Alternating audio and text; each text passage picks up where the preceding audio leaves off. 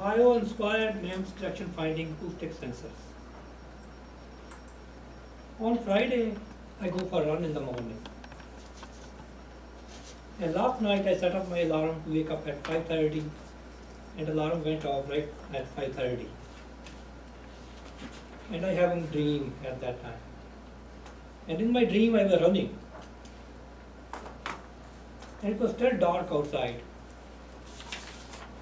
And I hear a cricket is making sound. And a fly that flew and landed on the cricket, and sound stopped. So what was happening? The cricket was making a mating sound, and the fly responded to that mating sound and sat on the cricket and laid the eggs. And that's how the reproduction starts and the life cycle begins. So I was curious how this fly can hear the cricket sound, because for human to hear the sound we have separation between our ears, and our brain can detect that separation when our left ear hit the sound and then the right ear. But fly is so small, so it has very small separation between its ears. So how can fly can detect cricket sound? So I was curious. So I catch the fly and bring it to home. And I cut the fly and looked inside how it works.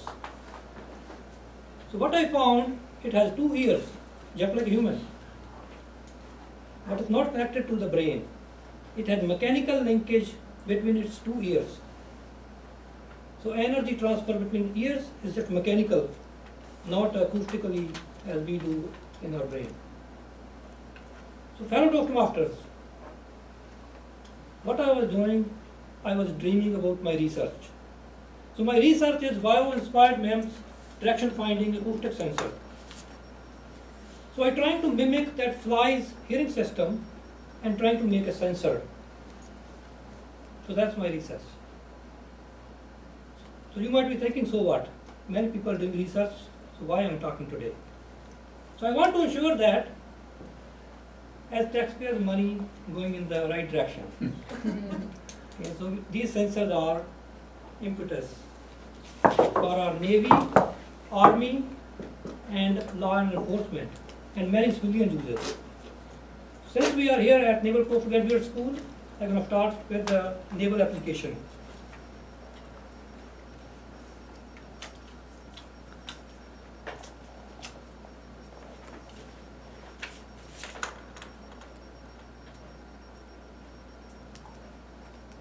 So what you saw there is one torpedo can destroy the ship, and submarines are carrying many of these torpedoes. So one submarine can destroy the fleet. So submarine detection for Navy is really important. And one way to detect submarine, and the best way, is the sound detection. So what we have today in the Navy to detect submarines, for the surface ships, we have a towed arrays, and they are 1 kilometer long and this thick. So when you are towing that towed array behind the ship, it will limit your speed of the ship and operation you can do at that time. Other way to detect submarine, we have hull-mounted sonar, and that takes a lot of electronics and power. And third way to detect submarine is a helicopter. So these equipments are really expensive, heavy, and labor intensive. But not just for the Navy, Army also needs sound detection system. For a sniper war, we need to detect snipers. So as we know,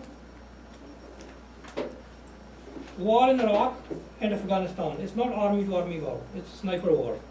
So sniper war is the sound detection system for sniper detection is becoming really important.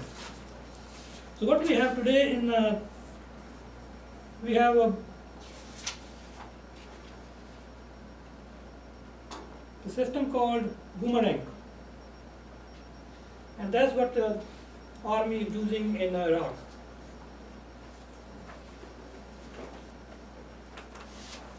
So boomerang is needed to move from one position to other position. It needs a vehicle, and it can it's about $20 million equipment just for one sensor. So you might notice this picture. That's from the Las Vegas shooting. So shooter detector becomes important in this case.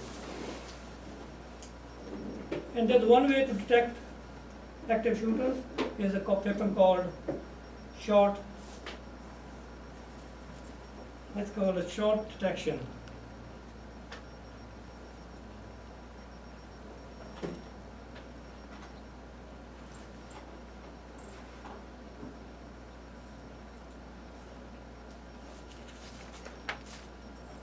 Somehow the foundries are working today, but I think it's so this here in the news we have a short spotter system that can detect the direction of the bullet coming from, and they are using for in Chicago and many locations they have installed those in the areas.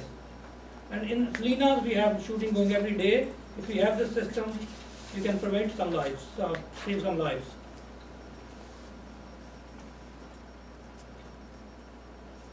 So we have existing solutions for sound detection, but they are expensive, labor intensive, and very heavy. So what my solution is, it's going to be very small size, and it's lightweight, inexpensive, and very accurate. So here it is. I'm going to build a fly.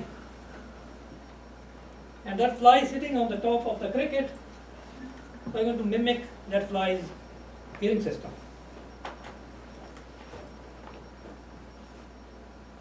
So this fly has two ears, labeled as 1 and 2, and they're connected with the flexible hinge.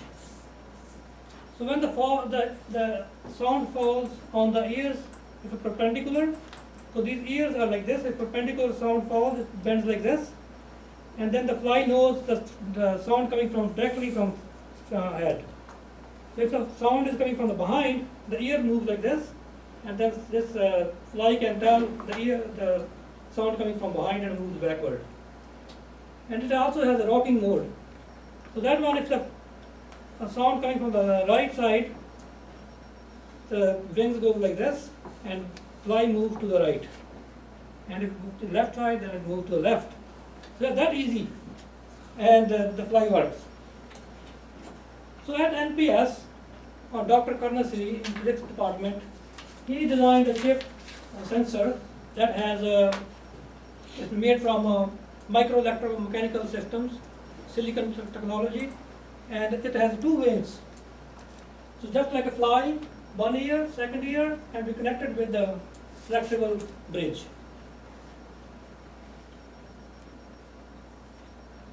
And that's how it moves. When the sound falls, it just moves back and forth as the fly's ears, and it generates voltage. So we can translate that voltage into direction and find the direction where the sound is coming from. Fabrication and testing for this sensor is really, really important, and there's many challenges. But we at NPS, we can fabricate this chip right here in the clean room. That's Professor Dragovic here at the clean room. So we can fabricate this chip here and then we have anechoic chamber. So no reflection comes out, whatever goes to the walls of the room, here it gets absorbed. And that makes the sound detection system testing much easier.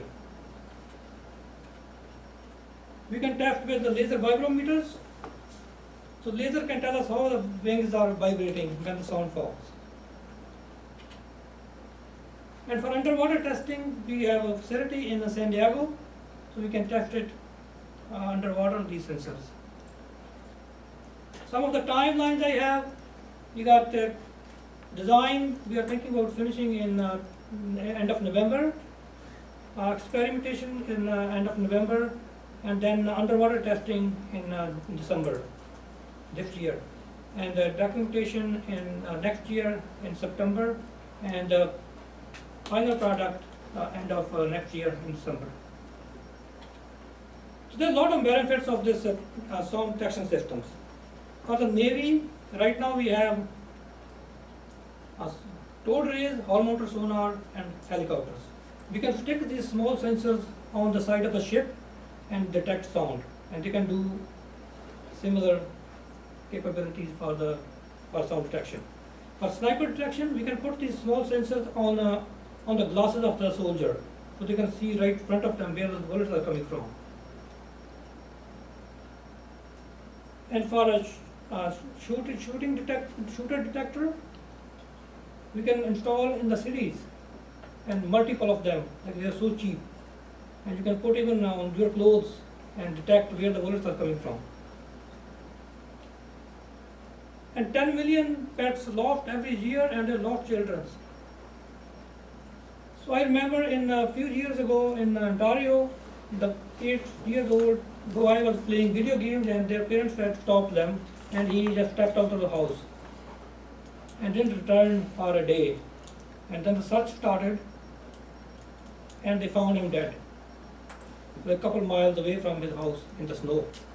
So if we have this kind of technology, we can prevent those kind of tragedies. So these sensors are impetus to save some lives. So I would like to thank you for your support to supporting my research.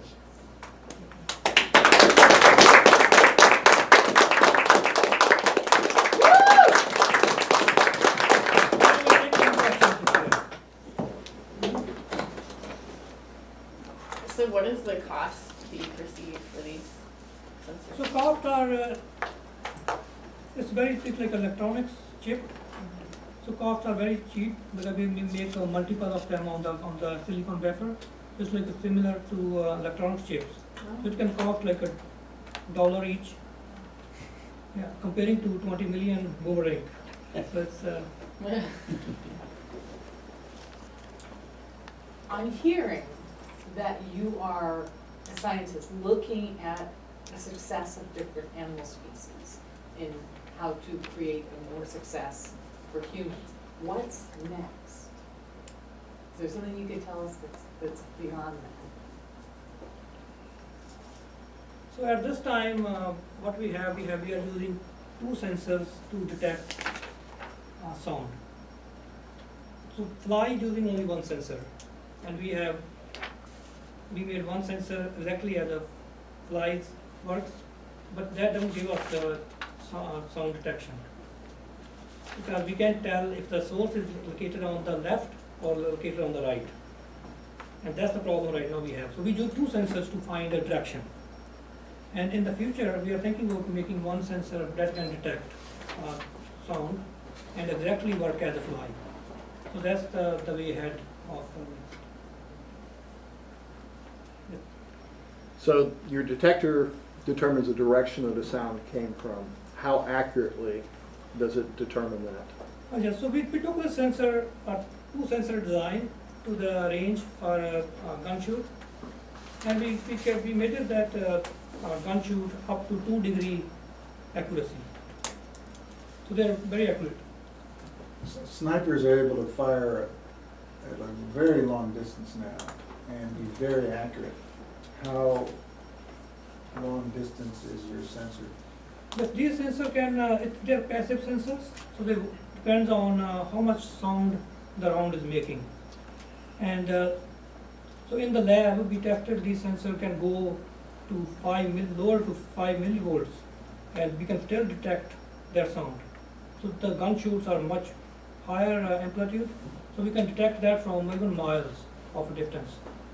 But you have to wait until the sniper's fired in 1 shot.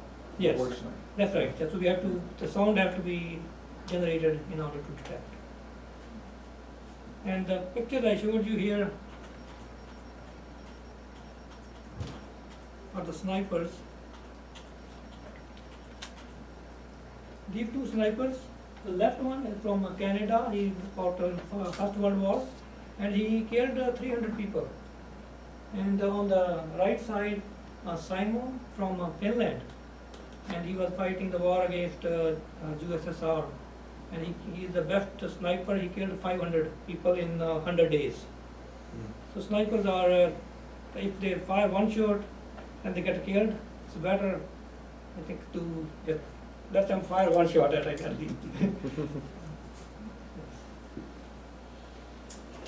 Thank you.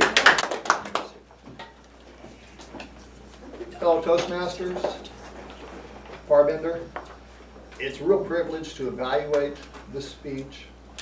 I love things technical. I love the technical speeches manual. And among the speeches here, the proposal is one of the most challenging and intriguing. And I'm here to tell you that Parbinder really, to use a baseball metaphor, hit this out of the park.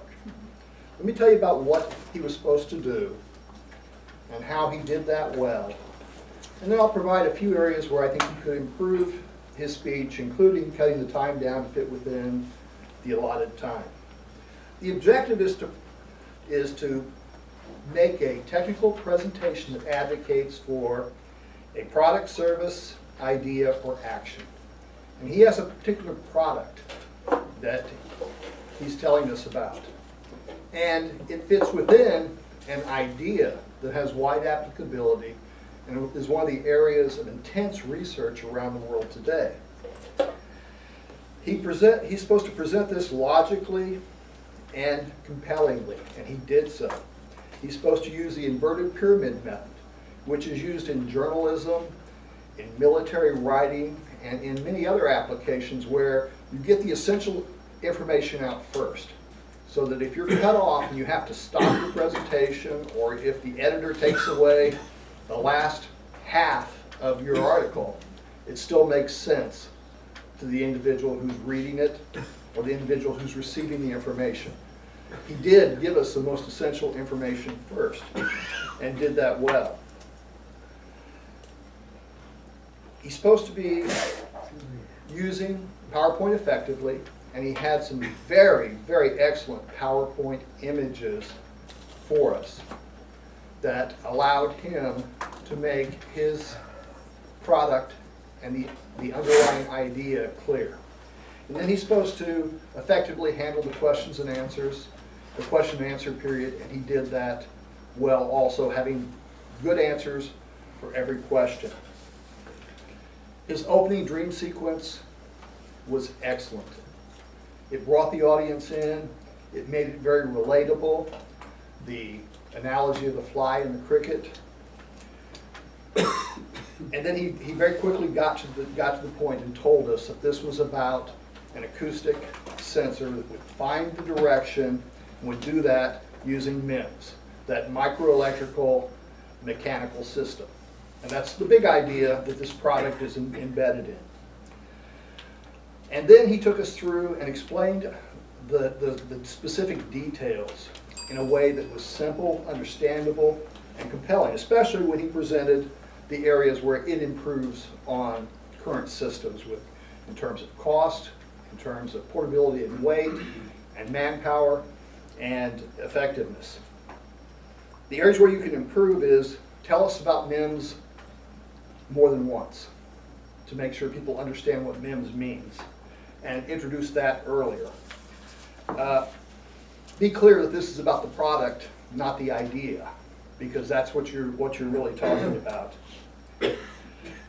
When you say protect from, not just protect submarine, protect snipers, it's protect from submarines, protect from snipers. You dropped a word there that you really, really, really need. Then in the area of presenting data to support things, I think you should have given us a rough order of magnitude cost, talk more about the labor savings, other sorts of things. And I have a few more recommendations I can talk to you offline.